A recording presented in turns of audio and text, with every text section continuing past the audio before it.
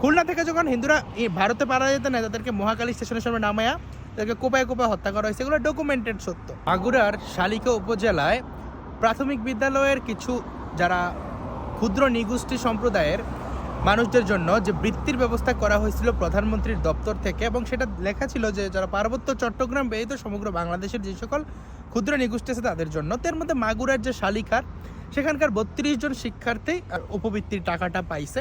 সেটা just as a তারা ক্ষুদ্র নিগোষ্ঠী, এই জন্য এটা কোনো মেধাভিত্তিক কোনো কিছু না। তো এটা নিয়ে আপনারা দেখলেন যে সোশ্যাল মিডিয়াতে একটা ভালো প্রচারণা চললো যে নিতাই রায় চৌধুরী সে নাকি শুধুমাত্র বাইচা বাইচা হিন্দুদেরকে বৃত্তি দিছে, মুসলিমদেরকে দেয় নাই। মানে কত বড় মানে কি বলা যায়, এটা কি বোকা চন্দ্র বলবো নাকি কি?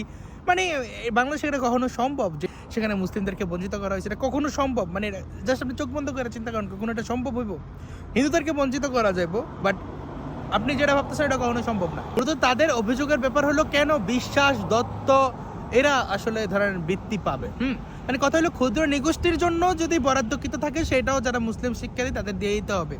আদিবাসী বলেন, উপজাতি বলেন বা ক্ষুদ্র নিগোষ্ঠী বলেন, তারা অনগ্রসর থাকে, এই কারণে তাদের জন্য টাকা দেওয়া হয়, বিভিন্ন বরাদ্দ দেওয়া হয়। এমনকি বরাদ্দের যে সম্পূর্ণ টাকা আসছে তত পরিমাণে আপনার ক্ষুদ্র নিগোষ্ঠী সম্প্রদায়ের শিক্ষার্থী খুঁজে পাওয়া যায় না। তারা অনেকে আছে বাই রিলিজিয়ান হিন্দু, অনেকে আছে অন্য ধর্মাবলম্বী, তো সেখানে মুসলিম ধর্মাবলম্বী উপজাতি ছিল না, এই কারণে দেওয়া হয় না। কিন্তু এতে অনেকের খুব সমস্যা হয়ে গেছে। এবং সেখানে বলা হইতেছে যে নিতাই রায় চৌধুরী নাকি বিজেপির প্রজেক্ট, নিতাই রায় চৌধুরী নাকি মানে আপনার বিজেপির ইন্ধনে, ভারতের ইন্ধনে কাজটা করছে।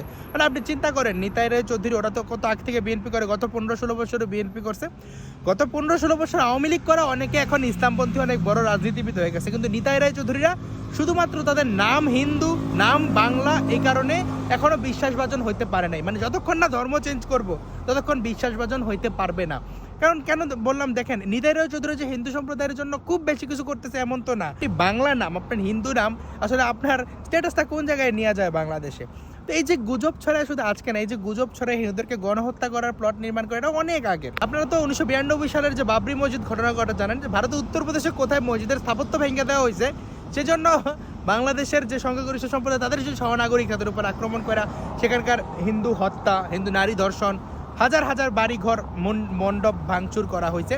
সবচেয়ে হাস্যকর একটা কথা, 1964 সালে কাশ্মীরের এক মসজিদ থেকে নাকি ইসলাম ধর্মের যে নবী ওনার একটা সংরক্ষিত চুল চুরি হয়েছে। সেই ঘটনা নিয়ে দেখেন, ঘটনা হয়েছে কাশ্মীরে, সেখানে কাশ্মীরে যদি ধরেন দাঙ্গা হইতো সেটা হয়তো খুবই বেসলেস, কারণ কে নাকি চুরি করছে। সেইটা নিয়ে বাংলাদেশের হিন্দু সম্প্রদায়ের উপর আক্রমণ করে একটা ঘোর অমানিসা নাইমা আসছিল। সেখানে হিন্দুদের গণহত্যা, হিন্দু নারীদের ধর্ষণ, হিন্দুদের ধর্মান্তর। খুলনা অঞ্চলে তখন হিন্দু সম্প্রদায়ের মানুষজন মেজরিটি ছিল, সেখান থেকে মাইনরিটি হয়ে যায়। খুলনা থেকে যখন হিন্দুরা ভারতে পারা যেত না, তাদেরকে মহাকালী স্টেশনের সামনে নামায়া তাদেরকে কোপায় কোপায় হত্যা করা হয়েছে, এগুলো ডকুমেন্টেড সত্য।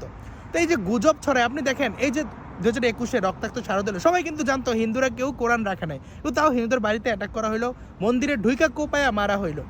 কিন্তু কারণ এই যে হিন্দু সংস্কৃতি সভ্যতার প্রতি বিদ্বেষ, হিন্দু নামের প্রতি বিদ্বেষ, এটাই ছিল মেন কারণ। আপনি না তো দেখেন ইকবাল যে ধরা পড়ছে, ইকবালের বাড়িতে কেউ আক্রমণ করছে, আসলে তো ইকবাল ইসলাম অবমাননা করছে, কিন্তু ইকবালের ক্ষেত্রে কিছু হয় না, কারণ তার আরবি নাম আছে।